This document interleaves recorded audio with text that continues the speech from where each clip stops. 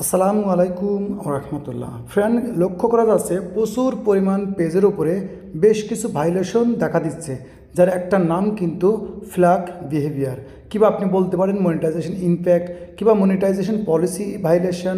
এরকম অনেক কটা নাম আছে। মূল কাজ, তার মূল জিনিস হচ্ছে যে আপনার মনিটাইজেশন অফ করে দেওয়া এবং আপনার আর্নিং স্টপ করে দেওয়া।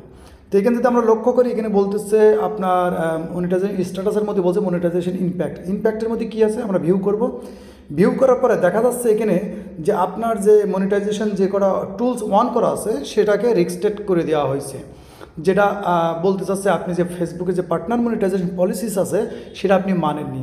তবে নিচে বলছে রিসেন্ট ভাইলেশনের মধ্যে কী আছে বলতেছে ফেসবুকে যে মনিটাইজেশন পলিসি ভাইলেশন আছে, পলিসি ভাইলেশন হয়েছে। এখন এটা যদি আমরা একটু আরও ভালো করে দেখি, তো আমরা যে কোনো একটার মধ্যে ক্লিক করব। ক্লিক করলে এখানে দেখতে পাচ্ছি আমরা আমাদের অ্যাড অন রিলস ইত্যাদি। তো এখান থেকে সরাসরি আমাদের যেটা মনিটাইজেশন পলিসিস আছে এর মধ্যে যদি ক্লিক করি, প্রত্যেকটা জিনিসই রেড কালার হয়ে গেছে। আর এখানে যদি আমরা লক্ষ্য করি, এখানে দেওয়া আছে সুন্দরভাবে লেখা আছে আপনার পেজ ফ্ল্যাগ বিহেভিয়ারের মধ্যে পড়ে গেছে। অর্থাৎ ফেসবুকে যে কন্টেন্ট মনিটাইজেশন কিংবা পার্টনার মনিটাইজেশন সব কিছু অমান্য করেছে। এখন আমরা মোটামুটি অনেকেই জানি যে ফেসবুকের যে পার্টনার মনিটাইজেশন কিংবা কন্টেন্ট মনিটাইজেশন, তার মধ্যে একটা সবথেকে ডেঞ্জারাস যে ভাইলেশন সেটার নাম আছে ফ্ল্যাগ বিহেভিয়ার। এখন এই ফ্ল্যাগ বিহেভিয়ার কী জন্য আসে আর এটা রিমুভ করব কিভাবে, আর এই জিনিসটার সমাধান কি, পুরো বিষয়টা আপনাদের যদি গল্প করি, তা মূলত হচ্ছে এই ফ্ল্যাগ বিহেভিয়ার আসার কিন্তু বেশ কিছু কারণ থাকতে পারে। বেশ কিছু কারণ এর আগের ভিডিওতেও আমি বলেছি।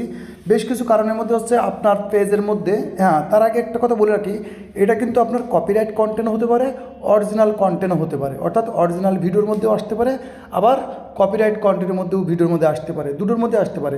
তো আমি বলবো যদি আপনার এই ভাইলেশনটা অর্থাৎ ফ্ল্যাগ বিহেভিয়ার ভাইলেশন আসে আর ওই পেজটা যদি আপনি কপি পেস্ট পেজ হয়, অর্থাৎ আপনি অন্যের ভিডিও ব্যবহার করেন, তো আমি বলবো আপাতত ওই পেজ ছেড়ে দেন, ওই পেজের উপরে কোনো কাজ করার দরকার নেই।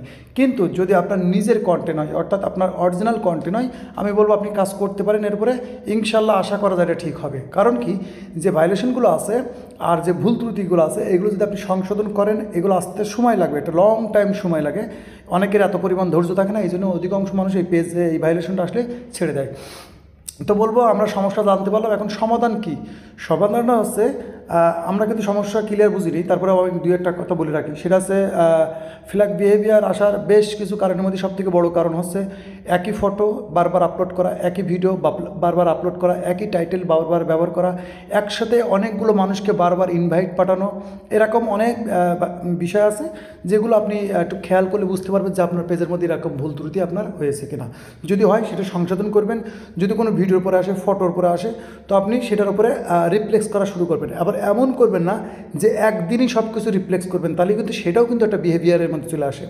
এই জন্য আস্তে আস্তে করতে হবে, কারণ এটা নর্মালি কিন্তু 90 ডেজ, আর এর থেকে বেশি 2 বছর, 1 বছর, 1.5 বছর কতদিন থাকবে এটা আল্লাহ পাক ভালো জানে। কিন্তু এটা সমাধান হয় কিন্তু, আমি এর আগে অনেক দেখেছি। যদি আপনার অরিজিনাল কন্টেন্ট হয়, পাওয়ারফুল কন্টেন্ট হয়, আর আপনি যদি এই যে সমস্যাগুলো আছে এগুলো যদি আপনি বুঝতে পারেন যে আমার এই ভুলটা হয়েছে, ওই ভুলটা যদি আপনি সংশোধন করতে পারেন, ইনশাল্লাহ আশা করা যায় এইসব পেজ ঠিক হয়। কিন্তু কবে ঠিক হবে, কতদিন মধ্যে হবে, এটা কিন্তু কোনো ফিক্সেবল নাই।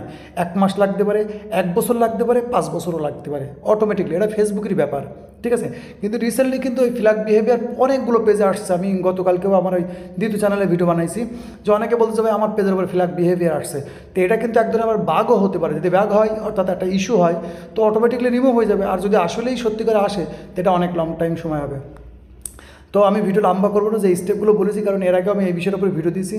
যদি আমি স্টেপগুলো ফলো করে আপনি রেগুলারভাবে আপনার পেজের উপরে লাইভ করতে থাকেন, আপনি যেভাবে ভিডিও আপলোড করতেন সেভাবে ভিডিও আপলোড করতে থাকেন, ইনশাল্লাহ আশা করা যায় এটা যদি আপনি রান করেন, ইনশাল্লাহ এইভাবে কাজ করেন, আশা করা যায় ফেরত পাওয়ার সম্ভাবনা। কিন্তু এটা কিন্তু 99% মানুষ এইসব পেজগুলো ছেড়ে দেয়। কারণ কি, এ কবে ঠিক হবে আল্লাহ পাক ভালো জানে। ওকে, তো আশা করি বিষয়টা কমপ্লিটলি বুঝতে পেরেছেন। যদি ভিডিও ভালো লাগে এবং ইনফরমেশনফুল মনে হয়, তাহলে অবশ্যই ভিডিওতে একটা কমেন্ট করে দিবেন, আপনার মূল্যবান কমেন্ট, কারণ আপনাদের মতামত অনুযায়ী কিন্তু আমি ভিডিও বানাই। ততক্ষণ ভালো থাকবেন এবং নিজের খেয়াল রাখবেন। আল্লাহ হাফেজ।